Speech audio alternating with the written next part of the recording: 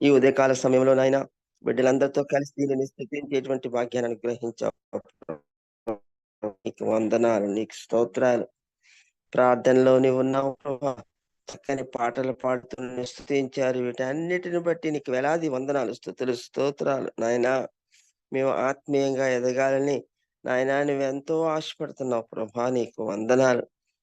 మరి ఇచ్చినటువంటి అవకాశాన్ని మేమందరము సద్వినియోగం చేసుకునే జ్ఞానాన్ని మాకందరికీ అనుగ్రహించండి. చేరిన ప్రతి ఒక్క బిడ్డని ఆశీర్వదించండి. నాయనా ఇప్పుడు వాక్యాన్ని అందించబోయేటువంటి నీ దైవ సేవకుని ప్రభా, నాయనా నువ్వు సిలువ చాటును మరుగుపరచండి. అభిషేకించండి ప్రభా. ఆయన ఆత్మతో నింపండి ప్రభా. నీ వాక్యంతో నింపండి ప్రభా. ఆయన చెప్పబోయే మాటలు వినడానికి మమ్మల్ని సిద్ధపరచండి ప్రభా. మరి మేము నాయనా మాటలు వినే మంచి మనసును, మంచి బుద్ధిని మాకు అనుగ్రహించమని వేడుకొంచున్నాం. వాటిని అర్థం చేసుకునే జ్ఞానము అనుగ్రహించండి. ఏ బిడ్డకి ఏ వాక్యం అవసరమో, ఏ ఏ విషయాలు అవసరమో ప్రభా నువ్వు ఎరిగిన దేవుడవు నాయన. ఆ విధంగా ప్రతి ఒక్క బిడ్డని నాయన నువ్వు సరిచేసి ప్రతి ఒక్కరిని సంతృప్తిపరిచి, ఈ లోకంలో నీ సాక్షులుగా నిలబడే భాగ్యాన్ని మాకు అనుగ్రహించండి ప్రభా. మరొక్కసారి నీ దైవ సేవకుని నీ చేతులకు అప్పగిస్తున్నాం ప్రభా. ఆయన అభిషేకించండి. ఆయన ద్వారా నీ వాక్యాన్ని మాకు వినిపింపజేయమని, ఈ ప్రార్థన నీ సన్నిధానం చేర్చుకోనమని ప్రభు అయిన యేసు నామం పేరిట వేడుకొంచున్నాం తండ్రి. ఆమేన్. ఆమేన్. ఆమేన్. ప్రైజ్ లార్డ్ అక్క. దేవుని నామానికి మహిమ కలుగును గాక. Praise the lord. సిస్టర్ గారు ప్లీజ్ అమ్మా.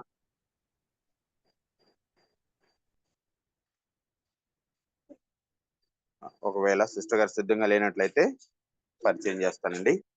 పాస్టర్ చైతన్య అయ్య గారిని పరిచయం చేయడం గౌరవంగా భావిస్తా ఉన్నాను.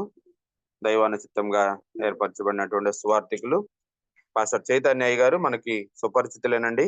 కొత్త వారి కోసం, సభా మర్యాద కోసం చిరు పరిచయం. పాస్టర్ చైతన్య అయ్య గారు వారి ప్రియ సతీమణి జానెట్ గారు హైదరాబాద్ హైటెక్ సిటీలో క్యాప్స్టాన్ చర్చి పరిచర్య స్థిరపడటకు పాటుపడినటువంటి సేవకులండి. వీరి పరిచర్య దక్షిణాసియా మరియు ఆఫ్రికా ప్రాంతాల్లో అనేక సేవా పరిచర్యలకు సహకారం అందిస్తా ఉంది.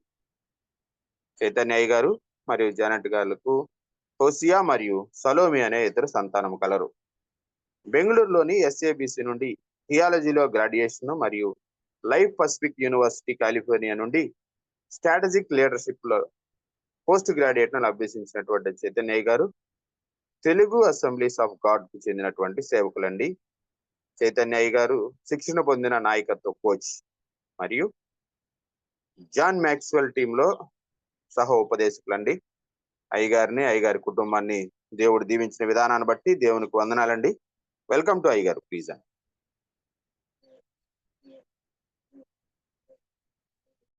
థ్యాంక్ యూ అండి. Thank you doctor Swaroop for introduction.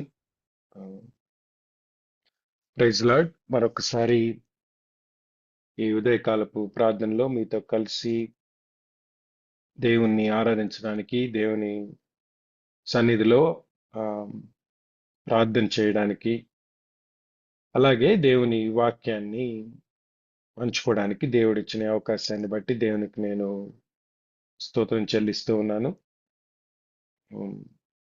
మన దేవుడు గొప్ప దేవుడు. ప్రతిదినం మనం ఆయన సన్నిధిలో గజాడుతూ ఆయన పాదాల చెంత మనం కూడుకుని ఆయన వాక్యాన్ని వినటానికి ఇష్టపడినప్పుడు మనతో మాట్లాడే దేవుడై ఉన్నాడు.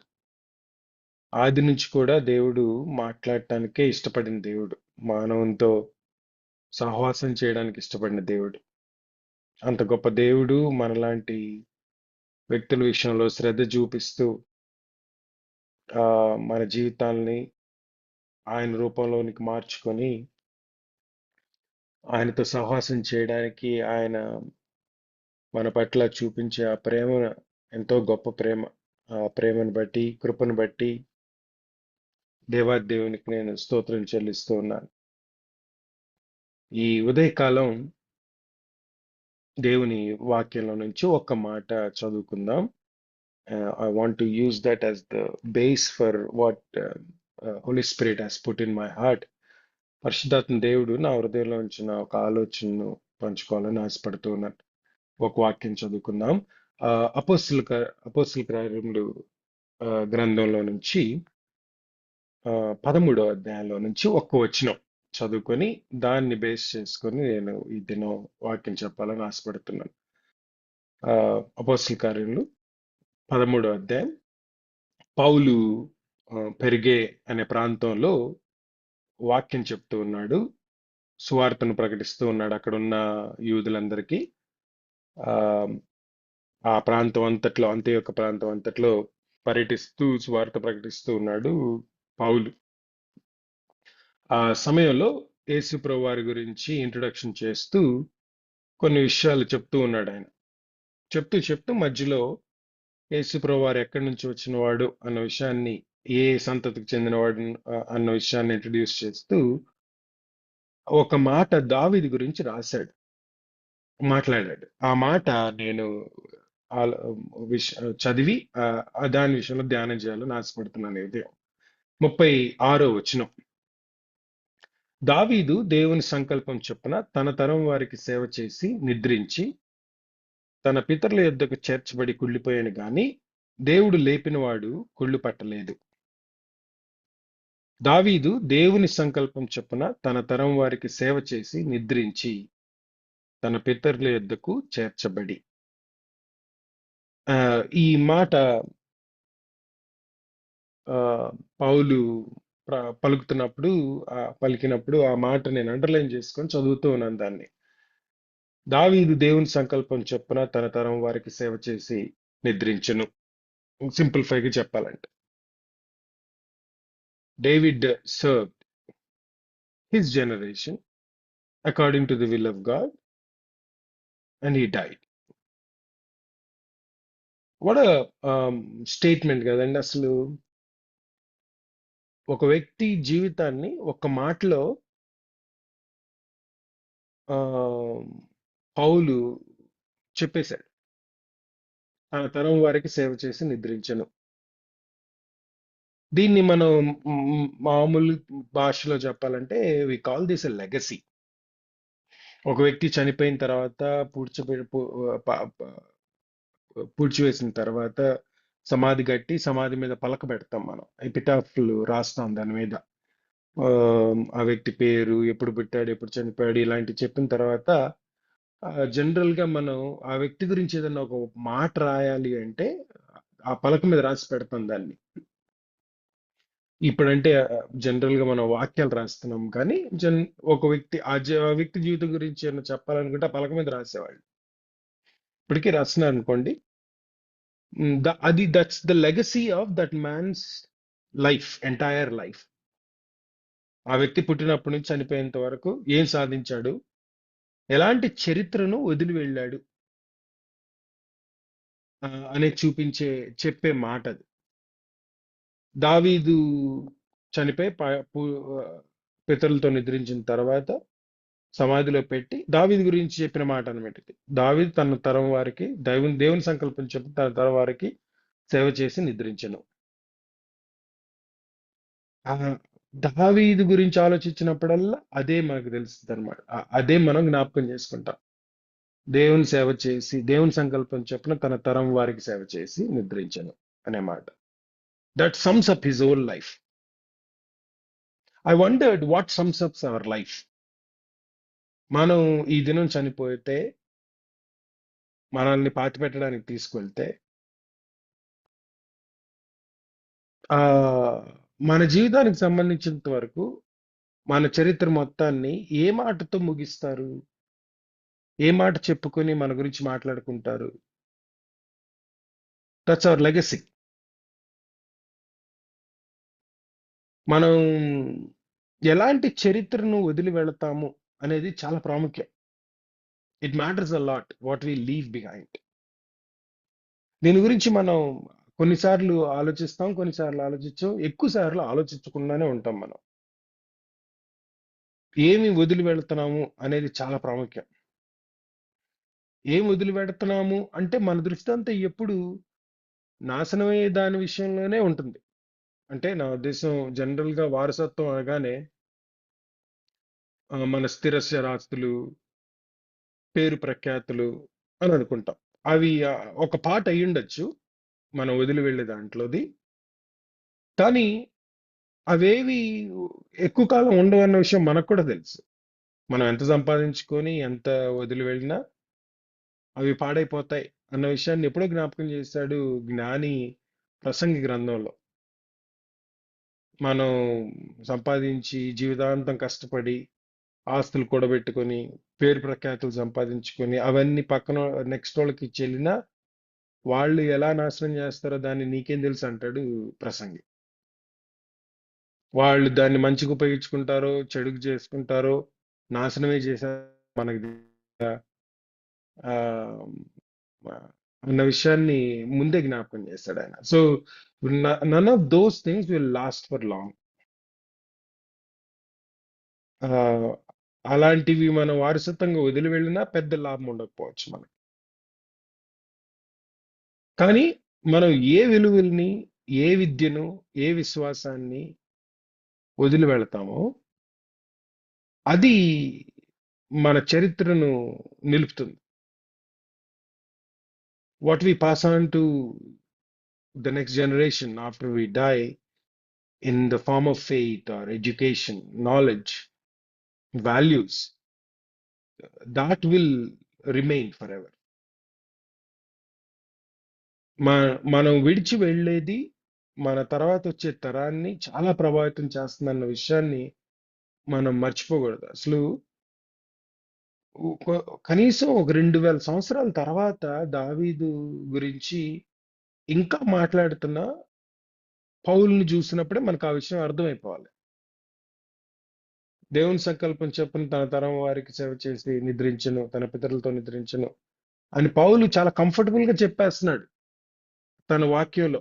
అంటే తన దగ్గర ఎదురుగున్న ఆడియన్స్ కి దావీదు అనే పేరు, దావీదు జీవితం ఇంకా జ్ఞాపకం ఉంది కనుకే పౌలు దావీదుని గురించి పెద్ద ఇంట్రొడక్షన్ ఇవ్వకుండానే దావీదుని మెన్షన్ చేస్తున్నాడు. అంటేనే మనకి దావీదు యొక్క ప్రభావం ఎంత కాలం ఉందో మనకు అర్థమవుతుంది. కొన్ని వందల తరాలు మారిపోయిన తర్వాత కూడా దావీదు జీవితం జనం జ్ఞాపకం పెట్టుకుంటూనే ఉన్నారనమాట. పైగా పౌలు అంతేక ప్రాంతంలో ఉన్నాడు. I know Bible talks about how many of them are Jews there. ఆ సమాజ మందిరంలో ఉన్నాడు గనక చాలా మంది యూదులు ఆ ప్రాంతంలో ఉన్నారు, ఆ ఉన్నారు అన్న విషయం మనకు తెలుసు ఎట్లాగో. కానీ అంతేక ప్రాంతం పెరిగే ప్రాంతంలో ఉన్నాడు గనక ఆ చుట్టూ I'm assuming there will be lot of other non believers, non juice who might be present there. అన్యులకు కూడా దావీదు పరిచయం ఉన్నాడు అనమాట. అంతగా దావీదు జీవితం ప్రభావితం చేసింది తరాల్ని. ఆ దీని గురించి ఆలోచిస్తున్నప్పుడు that's when I realize how important it is for us to meditate on what we leave behind. ఇది కేవలం జీవితానికి సంబంధించిందే కాదండి. I realize this. అంటే ఇప్పుడు నేను చచ్చిపోయిన తర్వాత సంగతి కదా ఇది అని అనుకోవడానికి కూడా కాదు. వాస్తవానికి లెగసీ అనేది మనం ఒక సీజన్ లో ఒక ప్రాంతంలో ఉన్న ఆ ప్రాంతం నుంచి మరొక ప్రాంతానికి ఇంకొక సీజన్ కోసం మనం వెళ్ళినా ఈ మనం ఈ ప్రాంతంలో ఉన్నంత కాలంలో మనం ఏం చేశాము, ఎలా ఉన్నాము, ఎలా జీవించాము, ఎలా మాట్లాడాము, ఎలా వ్యవహరించాము, మన నడవడిక ఎలా ఉంది, మన విశ్వాసం ఎలా ఉంది, మన విలువలు ఎలా ఉన్నాయి, ఇవన్నీ ఈ సీజన్ లో ఎక్కడున్నామో ఆ ప్రాంతం మీద కూడా ప్రభావితం చేస్తాయని నా ఉద్దేశం. అంటే ఒక ఉద్యోగం కోసం ఒక ఊర్లో ఉన్నాను అనుకోండి కొంతకాలం, నాకు ట్రాన్స్ఫర్ వచ్చింది ఇంకో ఊరికి వెళ్ళిపోవడానికి. సో ఈ ఉద్యోగం వల్ల ఈ ప్రాంతం నుంచి బయలుదేరి ఇంకో ప్రాంతానికి వెళ్ళిన తర్వాత నేను వదిలి వెళ్ళిన ప్రాంతంలో ఉన్న ప్రజలు, వ్యక్తులు, నా స్నేహితులు, ఆ తోటి పనివారు నా గురించి నేను వెళ్ళిపోయిన తర్వాత ఏం మాట్లాడుకుంటారో, ఏం చెప్పుకుంటారో నా గురించి, అది నా చరిత్ర. We always think of legacy as being something that we need to think about after death. But I think it's not necessarily like that. అలానే ఉండాల్సిన అవసరం లేదు. అసలు మనం ఒక చోట ఉన్నప్పుడు కూడా, ఒక ప్రాంతం నుంచి ఇంకో ప్రాంతానికి వెళ్ళినప్పుడు కూడా మనం ఏమి వదిలి వెళ్తున్నాము మన చరిత్రగా అనేది చాలా ప్రాముఖ్యం. Because it does impact lives. మన జీవితాల్ని మాత్రమే అది ప్రభావితం చేయడం కాదు, మన చుట్టూ ఉన్న వ్యక్తులు మాత్రమే ప్రభావితం చేయదు, మాత్రమే కాదు. నా ఉద్దేశంలో, అండ్ స్క్రిప్చర్ ప్రూవ్స్ దట్ మన చరిత్ర ఖచ్చితంగా మన భావితరాలను ప్రభావితం చేస్తుంది. వారి జీవితాన్ని, వారు జీవించే విధానాన్ని, వారు నడిచే విధానాన్ని కూడా ప్రభావితం చేస్తుంది. ప్రతి వ్యక్తి మంచి ద్వారానో చెడు ద్వారానో చరిత్రలో చోటు సంపాదించుకుంటాడు. మనందరం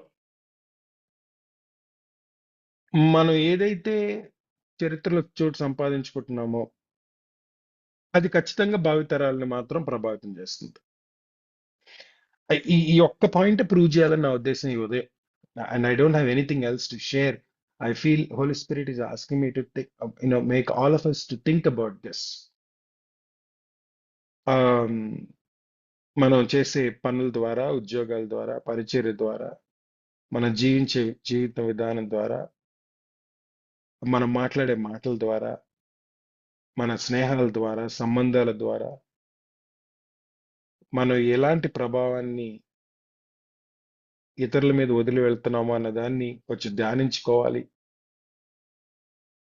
దాని మీద దృష్టి పెట్టాలి అని పరిశుద్ధాత్మ దేవుడు మనల్ని ప్రోత్సహిస్తున్నాడని నేను నమ్ముతున్నాను. దావీదు జీవితంతో స్టార్ట్ చేశాం కదా, దావీదు గురించి ఆలోచిద్దాం. దావీదు జీవితం ఏం పర్ఫెక్ట్ జీవితం ఏం కాదు. మళ్ళీ చాలా విషయాల్లో దావీదు కూడా పొరపాట్లు చేశాడు, తప్పు చేశాడు, పాపం చేశాడు. కానీ దావీదు జీవితం ఎంత గొప్ప ప్రభావం చూపించింది. ఆ రెండో దినవృత్తాంతం 34వ అధ్యాయంలో యోషియా అనే ఒక రాజు కనపడతాడు. మరి యోషియాని పరిచయం చేసేటప్పుడు గ్రంథకర్త ఒక చక్కటి మాట మాట్లాడాడండి. If you look at that, 2 Chronicles chapter 34, యోషియా ఏలన ఆరంభించిన మొదటి వచనం. యోషియా ఏలన ఆరంభించినప్పుడు 8 ఏండ్ల వాడై యెరూషలేములో 31 సంవత్సరంలో ఏలెను. 39 సంవత్సరాలే యోషియా లైఫ్ మొత్తం కలిపి 39 సంవత్సరాలు. దీన్ని బట్టి మనకు అర్థమయ్యేది, just young guy. When he became a king, he was a young guy. When he died, he was still young. 39 సంవత్సరాలు అంటే చాలా చిన్న వయసు కదా. అయితే యోషియా జీవితాన్ని పరిచయం చేసేటప్పుడు ఎలా పరిచయం చేస్తున్నారు చూడండి. 2వ వచనంలో, అతడు యెహోవా దృష్టికి నీతిని అనుసరించుచు కుడికైనను ఎడమకైనను తొలగకుండా తన పితరుడైన దావీదు చూపిన ప్రవర్తనకు సరిగా ప్రవర్తించును. ఎప్పుడో దావీదు చనిపోయి ఎంతో కాలం అయిపోయింది అప్పటికే. యోషియా రాజు, ఎన్నో రాజు అంటే 17వ రాజు. యెరూషలేములో రాజులుగా ఉన్న వ్యక్తుల లిస్ట్ చూస్తే, అంటే దావీదు తర్వాత 17వ తరం అన్నమాట యోషియా. 17 తరాల తర్వాత కూడా యోషియా జీవితాన్ని దావీదుతో పోలుస్తున్నాడు గ్రంథకర్త. తన పితరుడైన దావీదు చూపిన ప్రవర్తనకు సరిగా ప్రవర్తించను అన్నాడు. కుడికైన యెహోవా దృష్టికి నీతిని అనుసరించి కుడికైన ఎడమకైన తొలగకుండా తన పితరుడైన దావీదు చూపిన ప్రవర్తనకు సరిగా ప్రవర్తించను. 17వ తరం తర్వాత కూడా దావీదు జీవితం యొక్క ప్రభావం చూడండి. 17వ తరంలో కూడా వ్యక్తులు జీవించే విధానాన్ని దావీదు జీవించిన విధానంతో పోలి చూపిస్తున్నాడు గ్రంథకర్త. అప్పుడు కూడా మాట్లాడుకుంటున్నారు అనమాట, దావీదు జీవితం ఎలాంటి ప్రభావం చూపి, ఎంత గొప్ప జీవితం, అతని ప్రవర్తన ఎంత గొప్ప ప్రవర్తన, అతని నడవడిక ఎంత గొప్ప నడవడిక. అదే ఉంది మనుషులందరి హృదయాలు ముద్రించబడి. ఇప్పుడు యోషియా 17వ తరం అంటే గ్రంథకర్త కూడా 17వ తరంలో వచ్చినోడే ఉంటాడు కదా. ఇంకా వాస్తవానికి చెప్పాలంటే ఇంకా ఆ తర్వాత తరంలో వచ్చి ఉంటాడు గ్రంథకర్త. they're still talking about 300 years after David's death. They're still talking about David.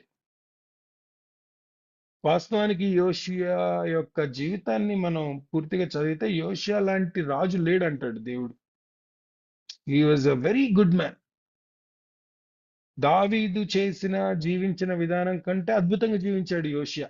వాస్తవానికి కరెక్ట్ గా యోషియా జీవితాన్ని దావీదు జీవితాన్ని మనం కంపేర్ చేసుకొని చూస్తే మొదటి నుంచి కూడా యోషియా దేవుని దృష్టిలో సరిగా ప్రవర్తించిన వ్యక్తిగా ఉన్నాడు. చనిపోయేంత వరకు కూడా చేసిన ప్రతి పని విషయంలో దేవుణ్ణి తన జీవితంలో కేంద్రంగా చేసుకొని దేవుడిచ్చిన ఆజ్ఞలకు ఆజ్ఞలను అనుసరిస్తూ ఆ ధర్మశాస్త్రం నుంచి తను ఏం తెలుసుకున్నాడో దానికి తగ్గట్టుగా జీవిస్తూ వచ్చాడు యోషియా. తను మాత్రమే జీవించడం కాదు, తన రాజ్యం మొత్తాన్ని ప్రభావితం చేశాడు యోషియా. యోషియా గురించి మాట్లాడేటప్పుడు 34వ అధ్యాయం ఆఖరి వచనంలో గ్రంథకర్త ఒక చక్కటి మాట అంటాడు. యోషియా జీవించినంత కాలం ఇజ్రాయెల్లో ఒక్కడు కూడా యెహోవాను అనుసరించటం మానలేదు అన్నాడు. యోషియా జీవితం, యోషియా ఇచ్చిన ఆజ్ఞ, తన ప్రజలందరికీ ఇచ్చిన ఆజ్ఞలు ఎంత సీరియస్ గా తీసుకున్నారంటే తన ప్రజలు ఆయన నాయకత్వంలో జీవిస్తున్న ప్రతి వ్యక్తి, ఇజ్రాయెల్లో ప్రతి వ్యక్తి దేవుడైన యెహోవాను అనుసరించట అతని దినములన్నీ తమ పితరుల దేవుడైన యెహోవా నువ్వు అనుసరించటం మానలేదు అని ఉంది వాక్యంలో. అసలు ఆ చిన్న కుర్రోడి యొక్క ప్రభావం ఎంత గొప్పదో చూడండి. తను మాత్రమే కాదు, తన జీవితంలో తను జీవించినంత కాలం తన నాయకత్వంలో తన ఆధ్వర్యంలో ఉన్న ఏ వ్యక్తి కూడా దేవుని ఆజ్ఞ నుంచి తొలగిపోకుండా చూసుకున్నాడు యోషియా. సో ఒక రకంగా యోషియా జీవితాన్ని చూసినప్పుడు నేను I thought this guy he lived better than David actually in normal sense లో ఆలోచిస్తే. అయినా కూడా యోషియా జీవితాన్ని దావీదుతోనే పోల్చారు. అది దావీదు జీవితం యొక్క ప్రభావం. ఇంకా మనకి ఇంకా క్లారిటీ రావాలంటే దావీదు జీవితం యొక్క ప్రభావం గురించి, దావీదు చనిపోయిన తర్వాత ఏం జరిగింది, వెంటనే ఏం జరిగింది, సొలొమోను రాజు అయిన తర్వాత ఆ తర్వాత వచ్చిన తరాలు ఎలా ఉన్నాయనేది చూసినా కూడా మనకు అర్థమవుతుంది. సొలొమోను రాజు అయినప్పుడు దావీదు లాంటి హృదయం కలిగి ఉంటాడేమో, దేవుని మాట వినటానికి ఇష్టపడ్డాడని నేను అనుకుంటున్నాను. అందుకనే దేవుడు ఆశీర్వదించాడు సొలొమోన్ని. దావీదుని బట్టి ఆశీర్వదించాడు, సొలొమోను హృదయాన్ని బట్టి కూడా సొలొమోన్ని ఆశీర్వదించాడు. దేవుడు జ్ఞానాన్ని ఇచ్చాడు అడిగినప్పుడు, ఐశ్వర్యాన్ని ఇచ్చాడు అడగకుండానే, పేరు ప్రఖ్యాతులు ఇచ్చాడు. ఎంతో గొప్ప రాజ్యంగా రాజుగా ఉండడానికి తన రాజ్యాన్ని స్థిరపరిచాడు. సొలొమోను లాంటి జ్ఞాని, ఐశ్వర్యవంతుడు అంతవరకు పుట్టలేదు, ఇంతవరకు పుట్టలేదు. అంత గొప్ప రాజుగా ఆయన ప్రతిష్ఠించాడు సొలొమోను. దేవుడు తనను తన తండ్రిని బట్టి ఆశీర్వదించాడు అన్న విషయం సొలొమోనుకు తెలుసు. దేవుని ఆజ్ఞల్ని పాటిస్తే మనకి నాకున్న ఈ ఐశ్వర్యం, ఈ స్థిరత్వం, ఈ అభివృద్ధి అన్ని ఇలానే ఉంటాయి అన్న విషయం కూడా సొలొమోనుకు తెలుసు. కానీ సొలొమోను దేవుని దృష్టికి ఏది హేయమైందో అదే చేశాడు. ఐడల్ విగ్రహారాధన తీసుకొచ్చాడు తన భార్యల ప్రభావం వల్ల తన రాజ్యంలోనికి. వయసు మీద పడేసరికి దేవుని మార్గం నుంచి పక్కకి తొలిగాడు అన్న విషయాన్ని మనం మొదటి రాజుల గ్రంథం 11వ అధ్యాయంలో చూస్తాం. దేవుడు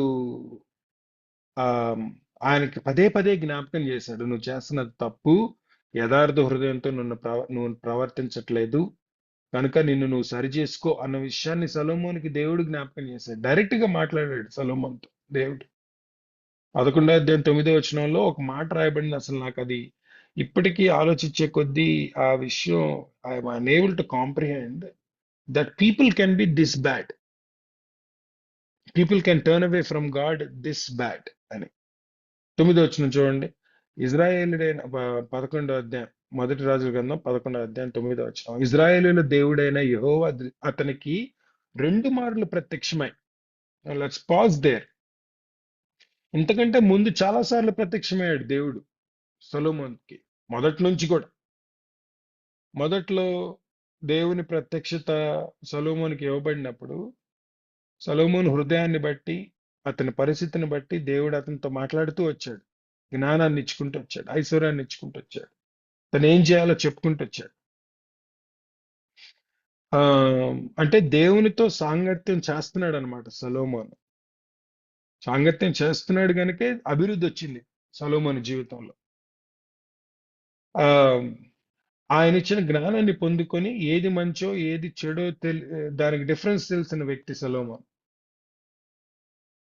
ఇది మంచిది, ఇది చెడు, ఇది దేవునికి సంబంధించింది, ఇది దేవునికి సంబంధించింది కాదు అని ప్రతి విషయంలో అవగాహన కలిగిన వ్యక్తి, మనందరికంటే ఎక్కువ అవగాహన కలిగిన వ్యక్తి సొలొమోన్.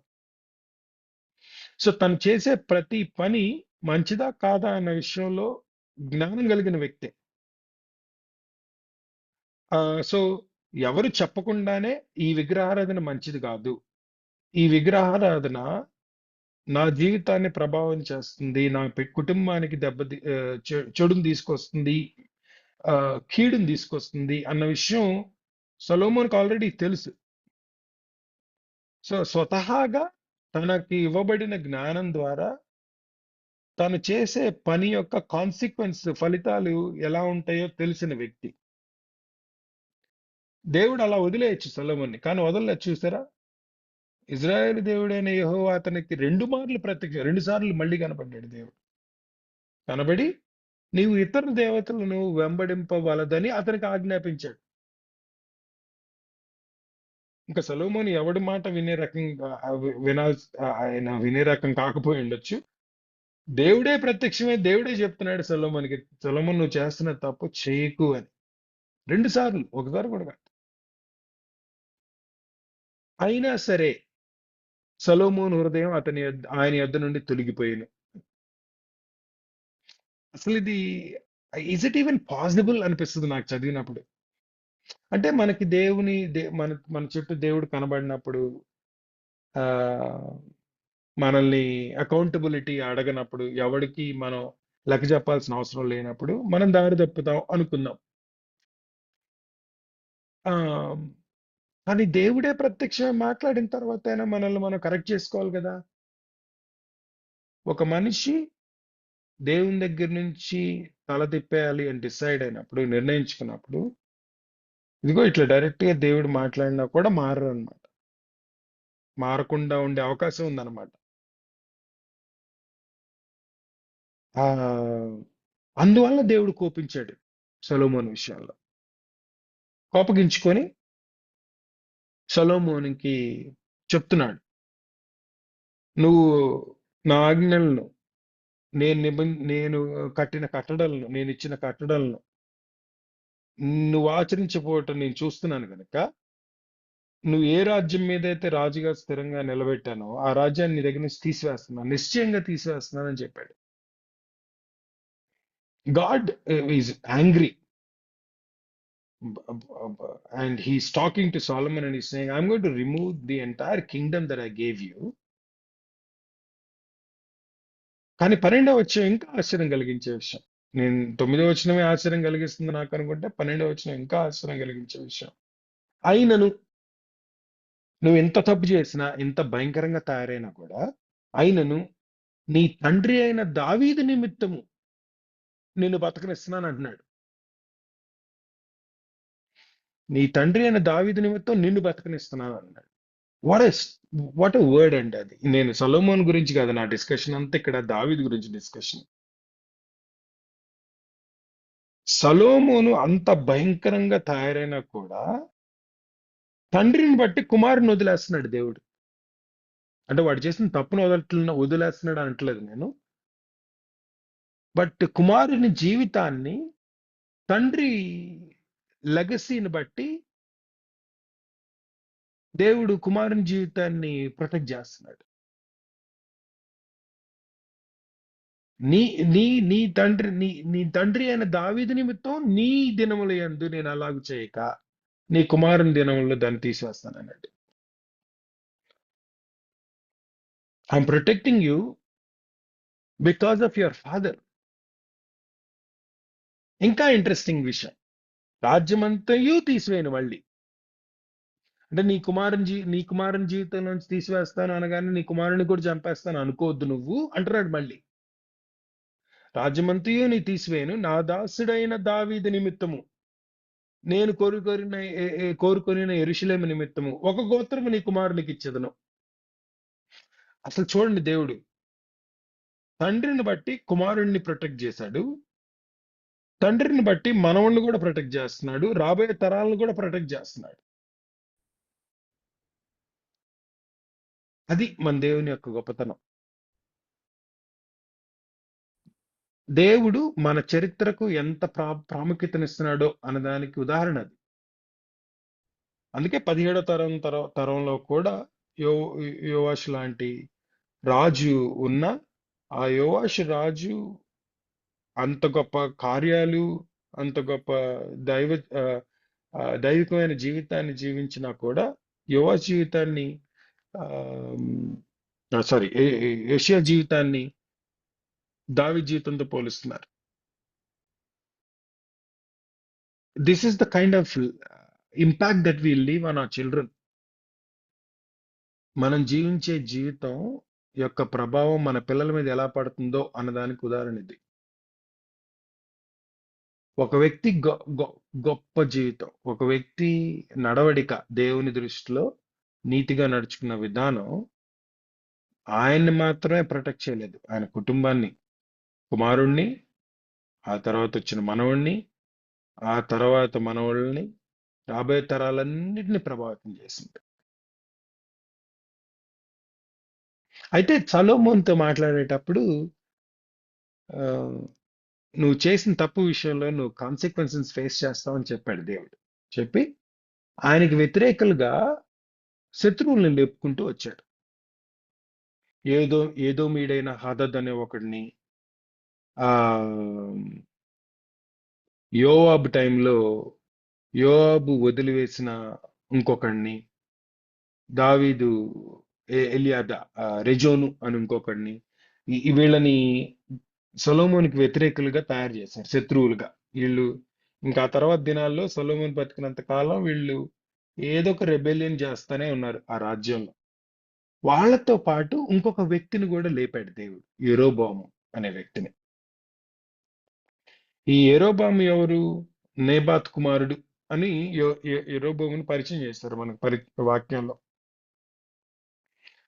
నేబాతు యాక్చువల్గా సొలొమోను దగ్గర పనిచేస్తాడు. నేబాత్ చనిపోయిన తర్వాత యెరోబోము సొలొమోను దృష్టిలో పడి సొలొమోను అప్పగించిన ఒక పని, ఇంజనీరింగ్ వర్క్ లో, కన్స్ట్రక్షన్ వర్క్ లో ఉన్నాడు యెరోబాము. అంటే బేసికలీ సొలొమోను యొక్క సేవకుని కుమారుడు ఈ వ్యక్తి, ఇప్పుడు సేవకుడిగా మారాడు. He's one of the members of the staff. ఈ తనకి ఇవ్వబడిన పనిలో శ్రద్ధ కలిగిన వాడు అన్న విషయాన్ని సొలొమోను తెలుసుకుని అతనికి పని అప్పచెప్పాడు.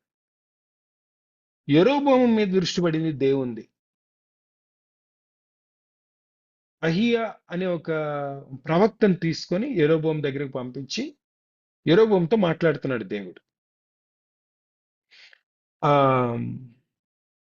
సొలొమోను నా దృష్టిలో తప్పు చేశాడు, సొలొమోను తండ్రి అయిన దావీదు చేసినట్టు నా దృష్టికి యోగ్యమైన దాన్ని చేయక, నా కట్టడలు నా విధులను అనుసరింపక, నేను ఏర్పరిచిన మార్గంలో నడవక ఉన్నాడు గనక సొలొమోను చేతిలోంచి రాజ్యాన్ని కొట్టివేసి నేను ఒక పని చేయబోతున్నాను. అదేంటంటే సొలొమోను చేతిలో ఉన్న గోత్రాలన్నిటిలో నుంచి 10 గోత్రాలను, అంటే majority of the Kingdom of Solomon ఎంత పెద్ద రాజు కదా, సొలొమోను చేతిలో నుంచి ఆ రాజ్యాన్ని తీసివేసి 2 ముక్కలు చేసి పెద్ద పోర్షన్ నీ చేతికి అప్పగిస్తున్నాను అంటున్నాడు. ఎందుకు ఈ పని చేస్తున్నాను? నా సేవకుడైన దావీదు నిమిత్తం ఆయనకిచ్చిన మాట ప్రకారం నేను సొలొమోనును వదిలివేస్తున్నాను, అతనికి ఒక రాజ్యాన్ని, ఒక చిన్న మొక్కను వదిలిపెడుతున్నాను, కానీ మెజారిటీ ఆఫ్ ద పోర్షన్ తీసి నేను నీకు ఇస్తా, ఇచ్చి నిన్ను రాజుగా చేస్తా అని యెరోబోముతో చెప్తాడు. ఎవరి వ్యక్తి అసలు? ఎక్కడి నుంచి వచ్చాడు? అతనిలో ఏమైనా క్వాలిటీస్ ఉన్నాయా? క్వాలిఫికేషన్స్ ఉన్నాయా? ఏమి లేవు. అయినా సరే దేవుడు ఈ వ్యక్తిని పికప్ చేసుకున్నాడు. సొలొమోన్ని యెరోబోముని ఎంచుకున్న విధానానికిను దావీదుని దేవుడు ఎంచుకున్న విధానానికి ఎంత చక్కటి దగ్గర పోలికుందో చూడండి. దావీదుని కూడా ఎవరు పట్టించుకోలేదు. He's a shepherd bye. His father did not even value him. అందుకనే సమూయేలు వచ్చి మీకు నీ కుమార్ యెషయాతో నీ కుమారుల్లో ఒకరిని దేవుడు రాజుగా నిర్ణయించాడు అన్నప్పుడు 7గురిని నిలబెట్టి 8వ వాడైన దావీదుని మర్చిపోయాడు. తండ్రి అంటే పట్టించుకోలేదన్నమాట. వీడు రాజు అవ్వడులే అనుకున్నాడు. అలాంటి దావీదుని తీసుకొచ్చి దేవుడు రాజుగా చేశాడు. అలానే ఎవరు పట్టించుకొని ఒక సైట్ ఇంజనీర్ అయిన యెరోబోముని పట్టుకొచ్చి దేవుడు ఆ రాజుగా ఎంచుకొని ఆయన రాజుగా చేశాడు. చేసి చెప్తున్నాడు చూడండి 36వ వచనం. నా నామమును అక్కడ ఉంచుటకు నేను కోరుకొని పట్టణమైనది యెరూషలేములో నా ఎదుట ఒక దీపం ఉండినట్లు అతనికి ఒక గోత్రం ఉంచుతానన్నాడు. అయితే నేను నిన్ను అంగీకరించినందున ఐ యాక్సెప్టెడ్ యూ జెరొబామ్. నీ కోరిక ఎంతటి చొప్పున నువ్వు ఏలుబడి చేయొచ్చు, ఇజ్రాయేల్ వారి మీద రాజు అయ్యిందువు అన్నాడు. నువ్వు ఎలా కావాలంటే అలా రాజ్యం చేయి. అంటే ఒక లీడర్గా నీకు బాధ్యతలు నేను అప్పగిస్తున్నాను, నా దేశాన్ని నీకు అప్పగిస్తున్నాను, నా ప్రజల్ని నీకు అప్పగిస్తున్నాను. వాస్తవానికి సొలొమోను కుమారుడికి వెళ్లాల్సింది ఇది, కానీ నీకు ఇస్తున్నాను నేను. నువ్వు ఎలా ఎలా కావాలంటే అలా పాలించు. ఏది అవసరమో అది చేయి. నువ్వు నీ దృష్టిలో ఏది మంచిది, ఈ దేశానికి ఏది మంచిది, ఏం చేస్తే ప్రజలకి వారి అవసరాలు తీరుతాయో, అది ఆర్గనైజేషన్ ఎలా ఫంక్షన్ అవుతుందో అది నువ్వు చెయ్యి. నీకు కావాల్సింది చెయ్యి. అయితే ఒక విషయం గుర్తుపెట్టుకో, నేను నీకు ఆజ్ఞాపించినదంతయు నీవు విని నా మార్గంలో అనుసరించి నడుచుచు నా దృష్టికి అనుకూలమైన దాన్ని జరిగించుచు నా సేవకుడైన దావీదు చేసినట్లు నా కట్టడలను ఆజ్ఞలను గాయకొనిన ఎడల. ఇది కండిషన్. నువ్వేమన్నా చేయి, లీడర్గా నీకు అపాయింట్మెంట్ ఇస్తున్నాను, నువ్వేమన్నా చేయి, ఎలా అయినా నాయకుడిగా ఉండు, కానీ నేను చెప్పింది చెయ్యి చాలు. నీ జీవితం అంతట్లో కూడా నువ్వు రాజుగా ఉన్నంత కాలం, భూమి మీద జీవించినంత కాలం నేను చెప్పింది చెయ్యి. నేను ఇచ్చిన ఆజ్ఞలను అనుసరిస్తూ జీవించు చాలు. నువ్వు గనక అలా ఉంటే, నేను ఏమంటున్నాడు చూడండి, నువ్వు అలా ఉంటే చాలా ఇంపార్టెంట్ వర్డ్ అండి ఇది, మనం అండర్లైన్ చేసుకోవాల్సిన వర్డ్. నేను నీకు తోడై ఉండి దావీదు కుటుంబమును శాశ్వతముగా నేను స్థిరపరిచినట్లు నిన్నును స్థిరపరిచి ఇజ్రాయేలు వారిని నీకు అప్పగించదను. మనకు అసలు మతిపోయే మాట అండి అది. దేవుడు నాతాను ప్రవక్త ద్వారా దావీదుకి ఏ వాగ్దానం ఇచ్చాడో, అంటే దావీదు గుర్తుంది కదండి, నాతాను ప్రవక్త ద్వారా దేవుడు దావీదుతో మాట్లాడుతూ నీ హృదయాన్ని బట్టి నువ్వు ఎవడివి, నువ్వు ఒక గొర్రెల కాపరిగా ఉన్నవాడు, నిన్ను తీసుకొచ్చి నేను రాజు చేశాను, కానీ నీ హృదయాన్ని బట్టి నేను నిన్ను ఆశీర్వదిస్తున్నాను, నీ కుటుంబాన్ని ఆశీర్వదిస్తాను, నీ సింహాసనాన్ని స్థిరపరుస్తాను, శాశ్వతంగా నీ కుటుంబంలో నువ్వు ఒకడు ఎప్పుడు రాజ్యం మీద సింహాసనం మీద ఉంటాడు అని దావీదుకు వాగ్దానం ఇచ్చాడు దేవుడు లాంగ్ అగో. ఎగ్జాక్ట్లీ అదే వాగ్దానాన్ని ఇక్కడ యెరోబోముతో రిపీట్ చేస్తున్నాడు. సేమ్ వాగ్దానం. దావీదుకు మాత్రమే అలాంటి వాగ్దానం ఇచ్చాడు అనుకోవడానికి లేదు. ఇప్పుడు యెరోబోముకు కూడా ఇస్తున్నాడు అదే వాగ్దానం. యెరోబోము, ఇజ్రాయెల్ని రెండు ముక్కలు చేస్తున్నాను, పెద్ద పోర్షన్ నీకు ఇస్తున్నాను. దావీదు నడుచుకున్నట్టుగా నువ్వు నడుచుకోగలిగితే, శత్రువుతో కూడా చెప్తున్నాడు చూడండి దేవుడు. ఈ సొలొమోను యొక్క శత్రువుకి సొలొమోను తండ్రి గురించి చెప్తున్నాడు దేవుడు. సొలొమోను వాళ్ళ తండ్రిలాగా జీవించలేదు, కనీసం నువ్వైనా సొలొమోను తండ్రిలాగా జీవించు. నువ్వు గనక అలా జీవించి నా మాటలను విని నాకు గాయకుంటే నీ రాజ్యాన్ని నేను స్థిరపరుస్తాను.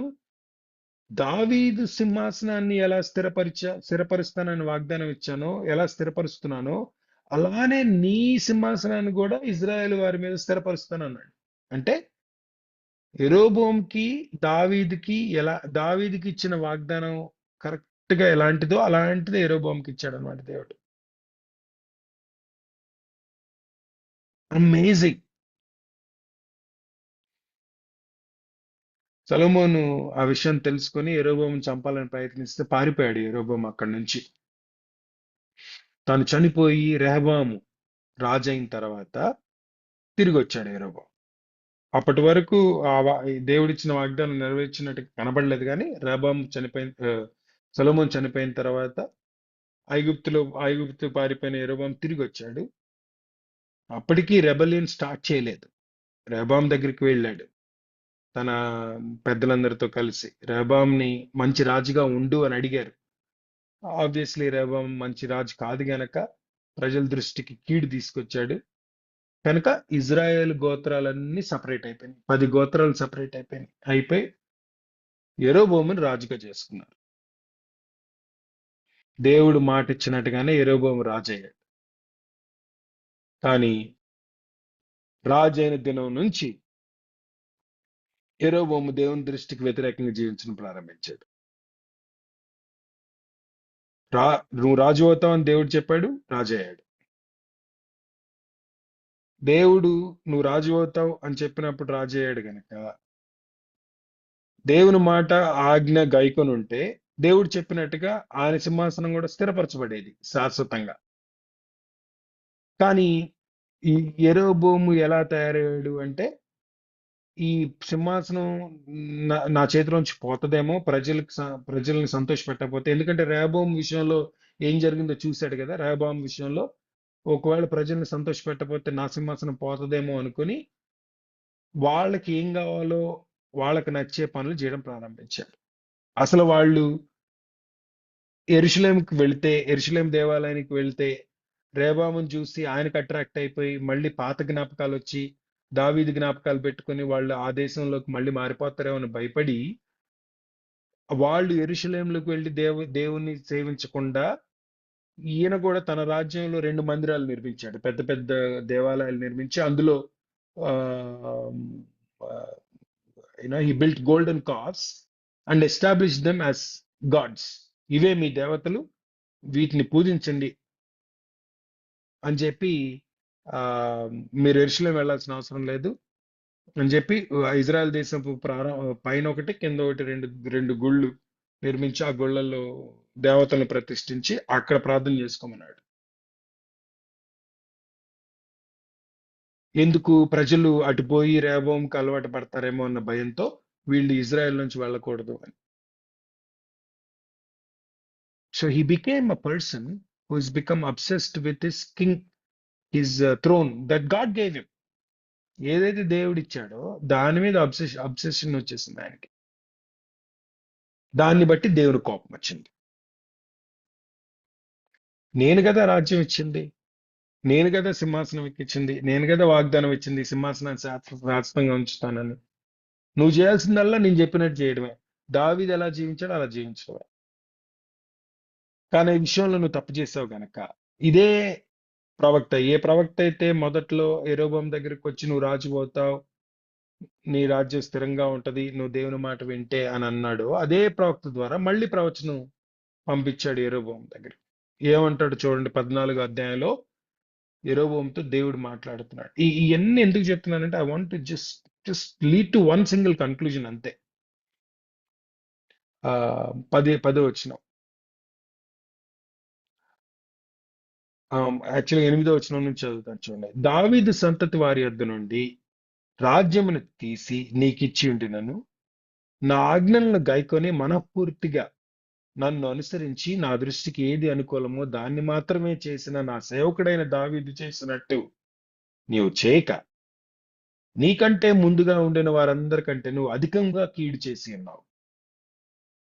నన్ను బొత్తిగా విసర్జించి ఇతర దేవతలను పోత విగ్రహములను పెట్టుకొని నాకు కోపం పుట్టించి ఉన్నావు.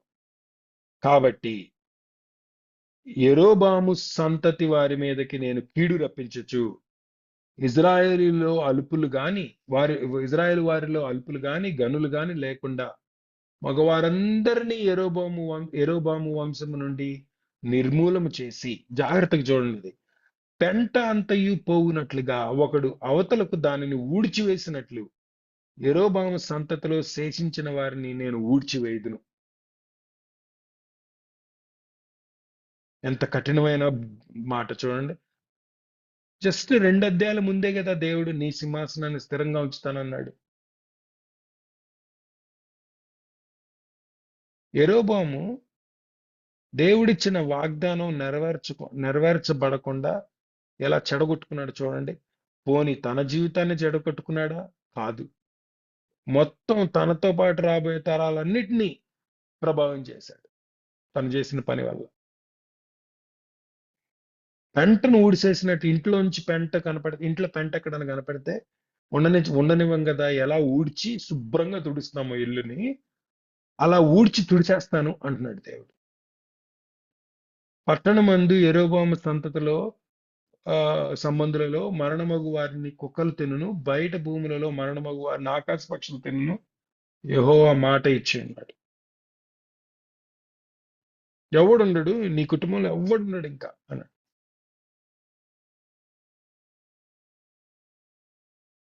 చాలా బాధేసింది నాకు అసలు యెరోబోము గురించి ఆలోచించేటప్పుడు. దావీదుకి ఎంత గొప్ప వాగ్దానం ఇచ్చాడో అదే వాగ్దానాన్ని ఇచ్చాడు యెరోబోముకి దేవుడు. దావీదులా మనఃపూర్వకంగా దేవుని ఆజ్ఞలను గాయకొని ఉంటే, ఇక్కడ పర్ఫెక్ట్ లైఫ్ గురించి చెప్పట్లేదండి నేను. దేవుని మాటకు చూపించడం మాత్రం గురించే. అసలు దేవుని ఫోకస్ అంతా చూసారా? దావీదు గురించి మాట్లాడిన ప్రతిసారి నేను చెప్పింది చేశాడు, నా ఆజ్ఞలను గాయకొన్నాడు, మనఃపూర్వకంగా చేశాడు, అంతే. ఇందులో పొరపాట్లు చేశాడు, తప్పులు చేశాడు, పాపం చేశాడు కొన్నిసార్లు.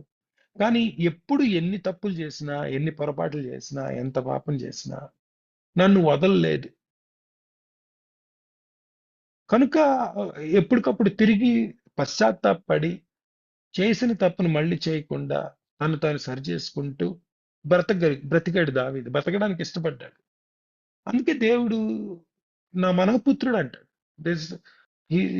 Man after my own heart.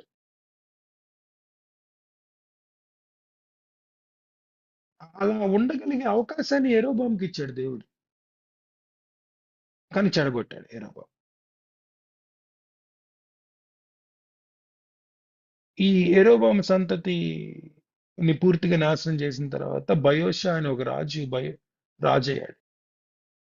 16వ అధ్యాయంలో చూస్తాం బయోషాని గురించి. బయోషా కూడా దేవుని దృష్టికి చెడుని చేసుకుంటూ వచ్చాడు. కనుక దేవుడు బయోషాతో మాట్లాడుతున్నాడు 16వ అధ్యాయంలో. మొదటి రాజుల గ్రంథం 16వ అధ్యాయంలో, అంటే 3వ తరం ఇది. యెరోబోము తర్వాత 3వ తరం యెరోబోము కుమారుడు రాజయ్యాడు. వాడిని చంపి బయోషా రాజయ్యాడు. ఇప్పుడు యెరోబోము సంతతి అంతా తుడిచిపెట్టిపోయింది. బయోషా అనే కొత్త రాజు, కొత్త వంశం వచ్చింది ఇప్పుడు రాజరికంలోకి. ఇజ్రాయెల్ కొత్త వ్యక్తిని రాజుని చేసి పెట్టాడు అనమాట దేవుడు ఇప్పుడు ఇజ్రాయెల్ మీద. ఇప్పుడు ఈ కొత్త వ్యక్తి కనీసం పాత దాని నుంచి నేర్చుకోవాలా? నేర్చుకోలేడు. తప్పు చేయడం ప్రారంభించాడు. దేవుని దృష్టికి వ్యతిరేకమైన పనులు చేయడం ప్రారంభించాడు. అందుకని దేవుడు అతనితో మాట్లాడుతున్నాడు ఇప్పుడు. యెహోవా వాక్కు హనానీ కుమారుడు, 16వ అధ్యాయం మొదటి వచనం. యెహోవా వాక్కు హనానీ కుమారుడైన యెహూకు ప్రత్యక్షమై బయోషాను గురించి ఇలాగ సెలవిచ్చును. నేను నిన్ను మంటిలో నుండి తీసి హెచ్చింపజేసి, మళ్ళీ మనం అండర్లైన్ చేసుకోవాల్సిన మాట ఇది. నేను నిన్ను మంటిలో నుండి తీసి హెచ్చింపజేసి ఇజ్రాయేల్ వారును నా జనుల మీద నిన్ను అధికారిగా చేసి తిని. అక్కడ ఆగుదాం ఒక్క నిమిషం. అంటే ఇప్పుడు చూడండి, పోలికలు చూడండి. దావీదుని గొర్రెల కాపరిగా ఉన్న వ్యక్తిని తీసుకొచ్చి రాజుని చేశాడు. దావీదు కంటే ముందు సౌల్ని, గాడిదలు ఎత్తుక్కుంటున్న సౌల్ని, పిరికాడైన సౌల్ని తీసుకొచ్చి రాజుని చేశాడు. గొర్రెల కాపరిగా ఉన్న వ్యక్తిని తీసుకొచ్చి రాజుని చేశాడు దావీదుని. సేవకుడిగా ఎక్కడో సైట్ లో కన్స్ట్రక్షన్ పనిలో ఉన్న వ్యక్తిని పట్టుకొచ్చి రాజుని చేశాడు యెరోబోముని. ఈయనేమంటాడు? అసలు ఈయన ఏం పని చేస్తారో కూడా తెలియదు, ఈయన ఎవరో కూడా తెలియదు. మంటిలో నుంచి అంటాడు. నువ్వు అసలు మంటిలో అంటాడంటే ఎంత హీనమైన స్థితిలో, దీనమైన స్థితిలో ఉంటాడో బయోషా. అలాంటి వ్యక్తిని పట్టుకొచ్చి రాజుని చేశానంటాడు. నిన్ను హెచ్చింపజేసి, మంటిలో నుంచి తీసి నిన్ను హెచ్చింపజేసి నా ప్రజలైన ఇజ్రాయేల్ మీద నిన్ను అధికారం చేశాను. అయితే నువ్వేం చేస్తున్నావు? ఆయనను యెరోబాము ప్రవర్తించిన ప్రకారముగా నీవు ప్రవర్తించచ్చు. చూడండి ఇప్పుడు తేడా. అక్కడెక్కడో 17వ తరంలో యోషియా గురించి మాట్లాడుతూ, యోషియా తన పితరుడైన దావీదు పోలిన ప్రవర్తించచ్చు అంటే, ఇక్కడ 3వ తరంలోనే బయోషియా ఏం చేస్తున్నాడు? యెరోబోముల ప్రవర్తిస్తున్నాడు. కనండి, యెరోబోముతో పోలుస్తున్నారు చూడండి ఇప్పుడు. యెరోబోము ప్రవర్తించిన ప్రకారంగా నీవును ప్రవర్తించచ్చు. ఇజ్రాయెల్ వారు నా ప్రజలు పాపం చేయట కారకుడు అయ్యావు గనక నువ్వు నా కోపం పుట్టించావు అన్నాడు. నువ్వు పెంట లాంటోడివి, మంటి లాంటోడివి. ఆ మంటిని తీసుకొచ్చి నేను రాజుని చేశాను. కనీసం అంతకుముందు జీవితాన్ని చెడగొట్టుకున్న వ్యక్తిని చూస్తే నువ్వు నేర్చుకోవాలి. కానీ నేర్చుకోకుండా వాడి చెడుని నువ్వు అనుసరిస్తున్నావు కనుక వాడికి ఏం చేస్తానో నీకు అదే చేస్తాను అంటాడు దేవుడు. ఎగ్జాక్ట్ గా యెరోబాముకి ఎలాంటి శాపం వచ్చిందో అలాంటి శాపం బయోషాకు వచ్చింది. నేబాతు కుమారుడైన యెరోబాము సంతతి వారికి నేను చేసినట్టు నీ సంతతి కూడా చేయబోతున్నాను అంటాడు.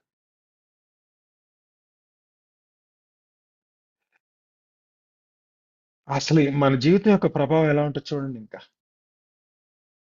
వాస్తవానికి మనం చదువుకుంటూ పోతే ఈ రాజుల గ్రంథాన్ని మొత్తాన్ని, తర్వాత వచ్చే రాజులందరినీ, ఇజ్రాయేలుల మీద రాజులుగా ఉన్న వారిని, అంటే ఈ 10 గోత్రాల మీద రాజులుగా ఉండి చెడు చేసిన ప్రతి ఒక్కడిని యెరోబాముతోనే పోల్చాడు దేవుడు. సో యెరోబాము యొక్క చెడు తన జీవితాన్ని ప్రభావితం చేయడమే కాదు, తన కుటుంబం మొత్తాన్ని నాశనం చేసింది. తన తర్వాత వచ్చిన తరాలన్నీ కూడా యెరోబాముతోనే పోల్చాడు, చెడు చేసిన వ్యక్తిని అంతని. You can keep seeing that.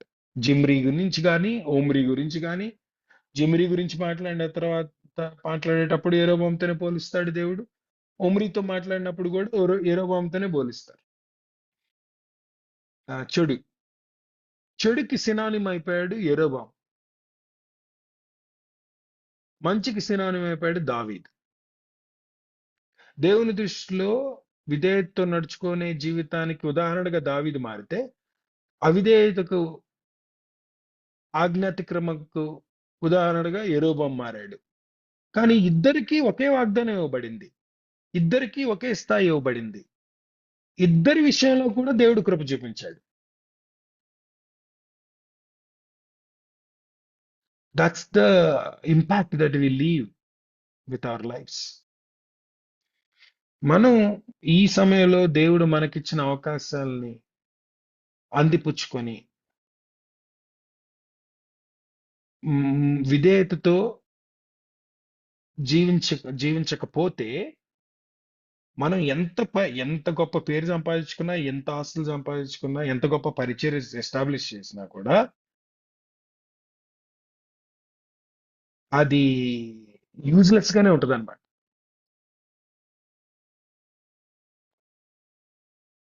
ఆస్తులు ఐశ్వర్యాన్ని సంపాదించుకున్నాడు సొలొమోను, పేరు ప్రఖ్యాతులు సంపాదించుకున్నాడు సొలొమోను, గొప్ప రాజ్యాన్ని వారసత్వంగా అందుకున్నాడు సొలొమోను. కానీ ఏవి అతని జీవితాన్ని సరిగా ఉంచలేకపోయినాయి. ఏమీ లేని స్థితిలో నుంచి గొప్ప రాజ్యాన్ని చేతికి సంపాదించుకునే స్థితికి వచ్చాడు యెరోబాము.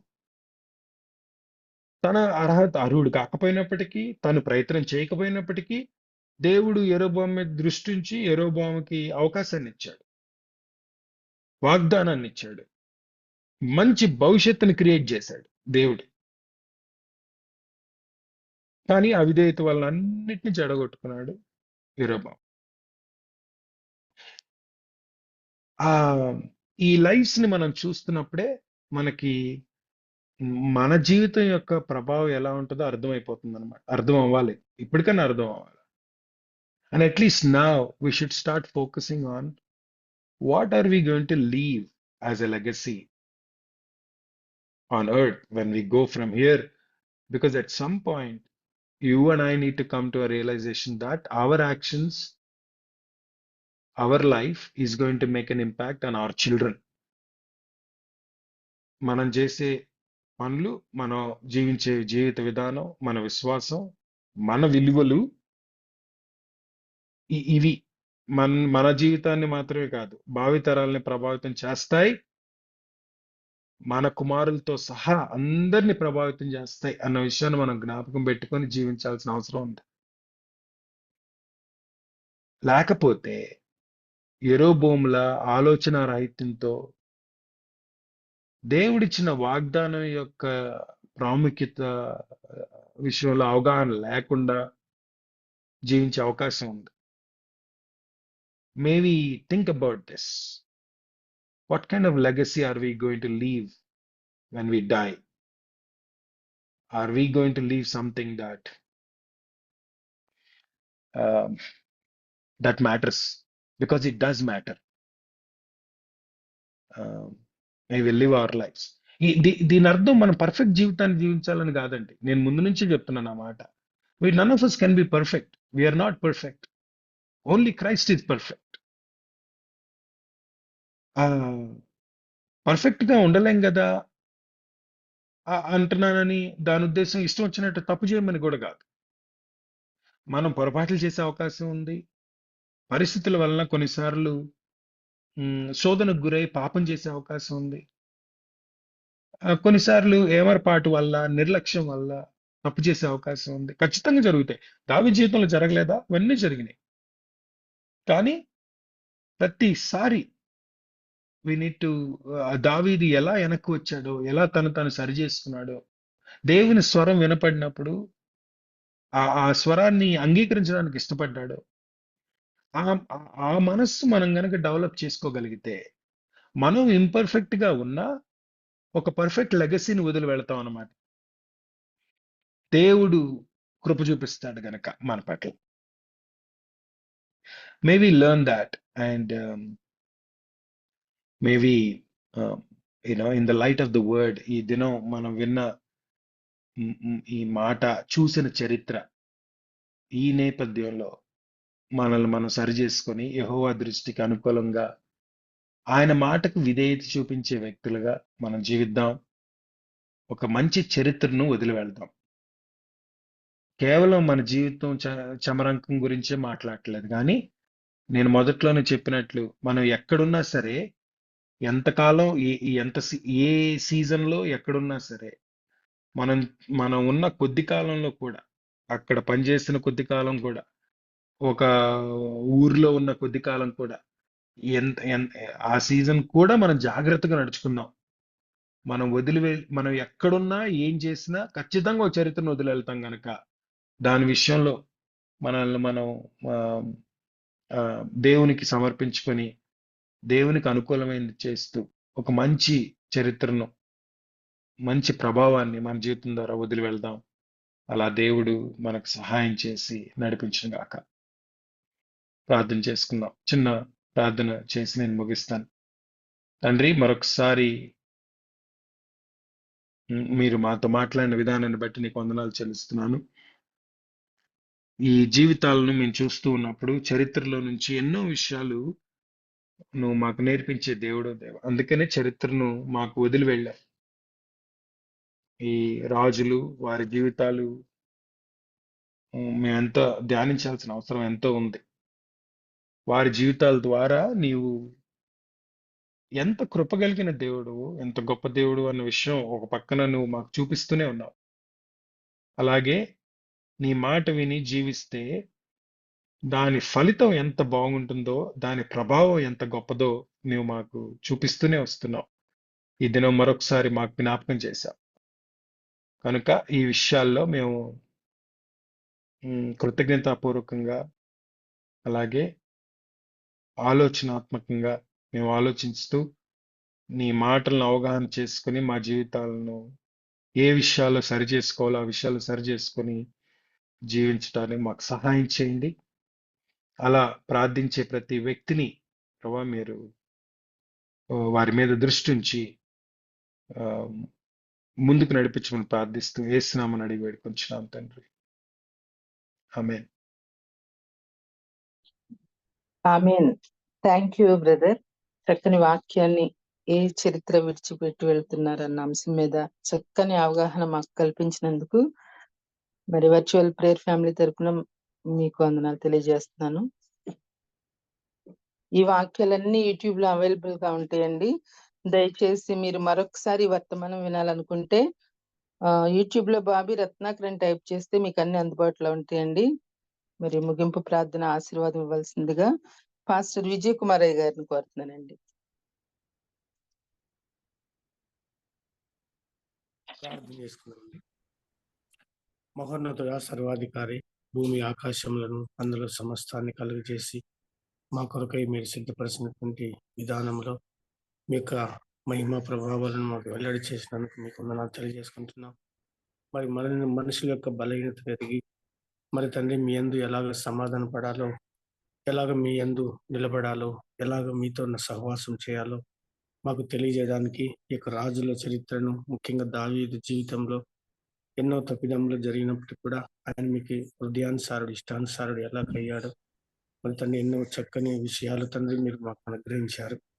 మరి యెరోబాము, రెహబాము వారి యొక్క ఇద్దరి యొక్క పరిపాలన విషయంలో జరిగిన ఒక సేవకుడు మరి రాజు కావడం అనేప్పటికీ కూడా ఆయన దాన్ని దుర్వినియోగం చేసుకొని మరి తన యొక్క స్వాస్థ్యానికి, తన యొక్క రాబోయేటువంటి తరానికి మరి నాశనముగా గుర్తుగా ఉన్నాడు.